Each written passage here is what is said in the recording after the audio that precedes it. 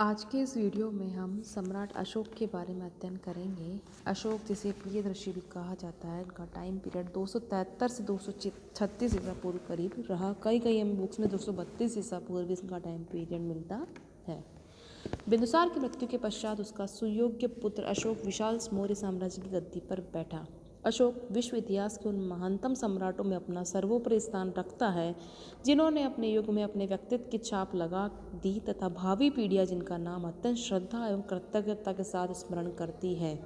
निसंदेह उनका शासनकाल भारतीय इतिहास के उज्ज्वलतम पृष्ठ का प्रतिनिधित्व करता है। अब हम उनके प्रारंभिक जीवन के बारे में अध्ययन करेंगे। यद्यपि अशोक के बहुत से अभिलेख प्राप्त हुए हैं, तथापि हमें उसके प्रारंभिक जीवन के लिए मुख्यतः बौद्ध साक्ष्यों, दिव्यावदान तथा सिंहलीय अनुश्रुतियों पर ही निर्भर रहना पड़ता है। इनसे ऐसा पता चलता है कि अशोक अपने पिता के शासनकाल में अवंती यानी उज्जैन का उपराजा था। बिंदुसार की बीमारी का समाचार सुनकर वह पाटलिपुत्र आया। सिंहलीय अनुश्रुतियों से पता चलता है कि उसने अपने 99 भाइयों की हत्या कर राज सिंहासन प्राप्त किया, परंतु उत्तराधिकार के इस युद्ध का समर्थन स्वतंत्र प्रमाणों से नहीं होता है। सिंहलीय अनुश्रुतियों में दी गई कथाएं प्रामाणिक नहीं है तथा अशोक के अभिलेखों के साक्ष्यों से उनमें से अधिकांश का खंडन हो जाता है। उदाहरण के लिए इनमें अशोक को उसके 99 भाइयों का हत्यारा बताया गया, परंतु अशोक के 5वें अभिलेख में उसके जीवित भाइयों के परिवार का उल्लेख मिलता है। अभिलेखीय साक्ष्य से यह भी पता चलता है कि अशोक के शासन के 13वें वर्ष में उसके अनेक भाई तथा बहन जीवित थे जो साम्राज्य के विभिन्न भागों में निवास करते थे। उसके कुछ भाई विभिन्न प्रदेशों के वायसराय भी थे।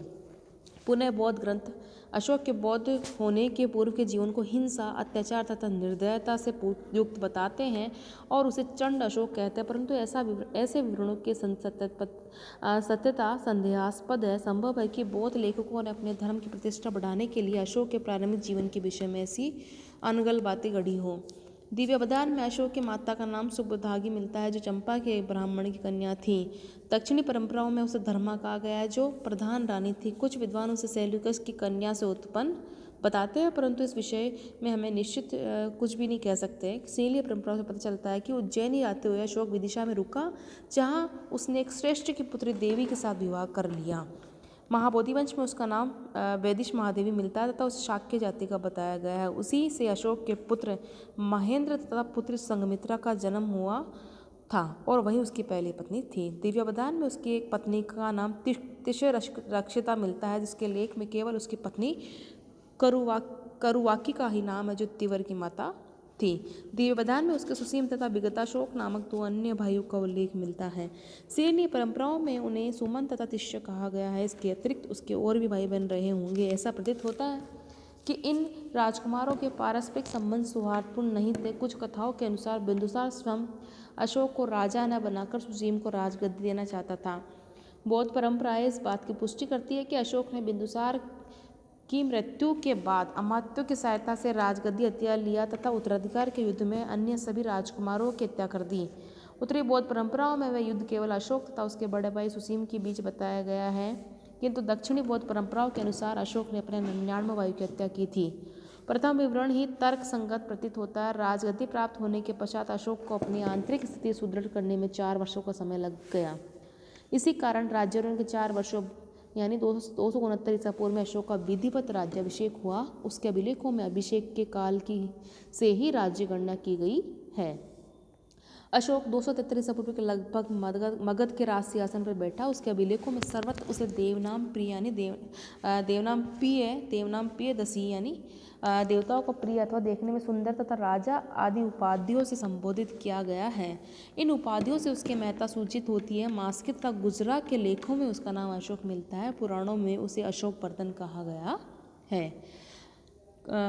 कलिंग के युद्ध के बारे में हम अध्ययन करेंगे, उसके परिणाम को हम देखेंगे। अपने राज्याभिषेक के बाद अशोक ने अपने पिता व पितामह की दिग्विजय की नीति को जारी रखा। इस समय कलिंग का राज्य मगध साम्राज्य की प्रभुसत्ता को चुनौती दे रहा था। कलिंग को मां पद्मनंद ने जीतकर मगध साम्राज्य में मिला लिया था। चंद्रगुप्त मौर्य के समय में यह अवश्य ही मगध के अधिकार में रहा होगा, क्योंकि हम यह स्वीकार नहीं कर सकते कि चंद्रगुप्त जैसा वीर तथा महत्वाकांक्षी शासक जिसने यूनानियों को पराजित किया व नंदों की शक्ति को उन्मूलन किया, कलिंग की स्वाधीनता को सहन कर सकता। ऐसी स्थिति में यही मानना तर्कसंगत लगता है कि बिंदुसार के शासनकाल में किसी समय कलिंग ने अपनी स्वतंत्रता घोषित कर दिया था। अशोक जैसे महत्वाकांक्षी शासक के लिए यह असहनीय था। रोमिल तापर का विचार है कि कलिंग उस समय व्यापारिक दृष्टि से इतना महत्वपूर्ण राज्य था। अशोक की दृष्टि उसके समृद्ध व्यापार पर भी थी। अतः अपने अभिषेक के 8वें वर्ष यानी 261 ईसा पूर्व में उसने कलिंग के विरुद्ध युद्ध छेड़ दिया। कलिंग का प्राचीन राज्य वर्तमान दक्षिण उड़ीसा में स्थित था। कलिंग युद्ध तथा उसके परिणामों के विषय में अशोक के 13वें अभिलेखों से विस्तृत सूचना में मिलती है। इसमें पता चलता है कि युद्ध बड़ा भयंकर था, जिसमें भीषण रक्तपात तथा नरसंहार की घटनाएं हुई। अंततः अशोक इस राज्य को जीतकर अपने साम्राज्य में मिलाने में सफल रहा। दुर्भाग्यवश किसी भी साक्ष्य में कलिंग के राजा का नाम ज्ञात नहीं होता है। 13वें शिलालेख में इस युद्ध के भयानक परिणामों को इस प्रकार उल्लेख हुआ है। इसमें 1,50,000 व्यक्ति बंदी बनाकर निर्वासित कर दिए गए, 1 लाख लोगों की हत्या की गई थी, इससे भी कई गुना अधिक मर गए। युद्ध में भाग न लेने वाले ब्राह्मणों, श्रमणों तथा गृहस्थियों को अपने संबंधियों के मारे जाने से महान कष्ट हुआ। सम्राट ने इस भारी नरसंहार को अपनी आंखों से देखा था। इस प्रकार एक स्वतंत्र राज्य की स्वाधीनता का अंत हुआ। कलिंग मगध राज्य का एक प्रांत बना लिया गया तथा राजकुल का कोई राजकुमार वहां का उपराजा यानी वायसराय नियुक्त कर दिया गया। कलिंग में 2 अधीनस्थ प्रशासनिक केंद्र स्थापित किए गए। उत्तरी केंद्र जिसकी राजधानी तोसली थी, दक्षिण केंद्र जिसकी राजधानी चौगढ़ थी। कलिंग ने कि फिर कभी स्वतंत्र होने की चेष्टा नहीं की। मौर्य साम्राज्य की पूर्वी सीमा बंगाल की खाड़ी तक विस्तृत हो गई। यह कलिंग युद्ध का तात्कालिक लाभ था, परंतु कलिंग युद्ध की हृदय विदारक हिंसा तथा नरसंहार की घटनाओं ने अशोक के हृदय स्थल को स्पर्श किया और उसके दूरगामी परिणाम हुए। कलिंग युद्ध पर टिप्पणी करते हुए हेमचंद्र रायचौधरी ने लिखा है कि मगध तथा समस्त भारत के इतिहास में कलिंग की विजय एक महत्वपूर्ण घटना थी।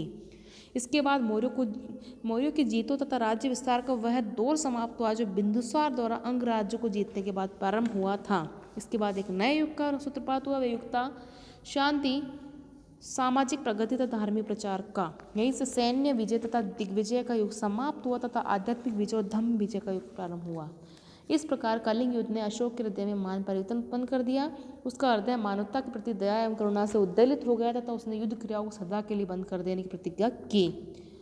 वह अपना आप में एक आश्चर्यजनक घटना थी जो विश्व इतिहास में सर्वथा बेजोड़ है। इस समय वह बौद्ध बन गया था, उसने अपने साम्राज्य के सभी उपलब्ध साधनों को जनता के भौतिक एवं नैतिक कल्याण में नियोजित कर दिया। अशोक के जो साम्राज्य विस्तार को अगर हम देखें तो अशोक के अभिलेखों के आधार पर हम निश्चित रूप से आप उसके साम्राज्य सीमा का निर्धारण कर सकते हैं। उत्तर पश्चिम में 2 स्थानों से उसके शिलालेख प्राप्त हुए, पेशावर जिले में स्थित सावाजगढ़ी तथा हजारा जिले में स्थित मानसेहरा। इसके अतिरिक्त कंधार के समीप सरेकुना तथा जलालाबाद के निकट काबुल नदी के उत्तरी किनारे पर स्थित लगमान से अशोक के अरामिक लिपि के लेख मिले हैं। इन अभिलेखों की प्राप्ति स्थान से स्पष्ट प्रतीत होता है उसके साम्राज्य में हिंदू कुश एरिया, आर्कोसिया तथा जिड्रोसा सम्मिलित थे। इन प्रदेशों को सेल्यूकस ने चंद्रगुप्त मौर्य को दिया था, जैसा कि क्लासिकल लेखकों के विवरण से पता चलता है।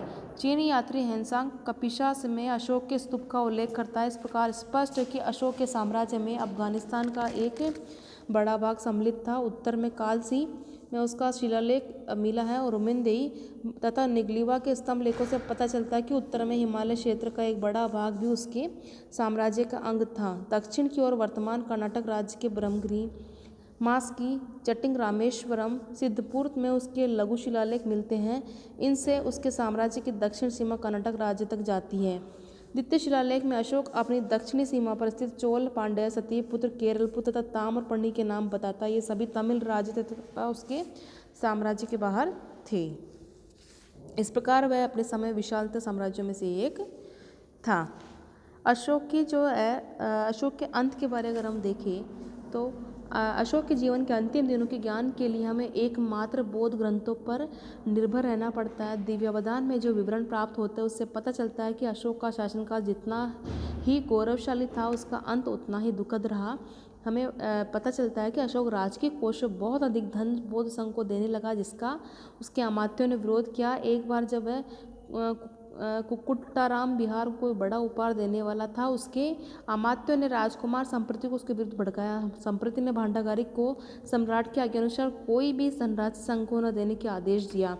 सम्राट के निर्वाह के लिए दी जाने वाली धनराशि में भी भारी कटौती कर दी गई तथा अंततोगत्वा उसके निर्वाह के लिए केवल आधा अमला दिया जाने लगा। अशोक का प्रशासन के ऊपर वास्तविक नियंत्रण न रहा तथा अंततः दुर्भाग्यवश परिस्थितियों में इस महान सम्राट का अंत हुआ। दिव्यावतान की इस कथा की पुष्टि थोड़े बहुत संशोधन के साथ तिब्बती लेखक तारनाथ तथा चीनी यात्री हेनसांग ने भी किया है। पुराणों के अनुसार अशोक ने कुल 37 वर्षों तक शासन किया। उसकी मृत्यु लगभग 237 ईसा पूर्व में हुई। धन्यवाद।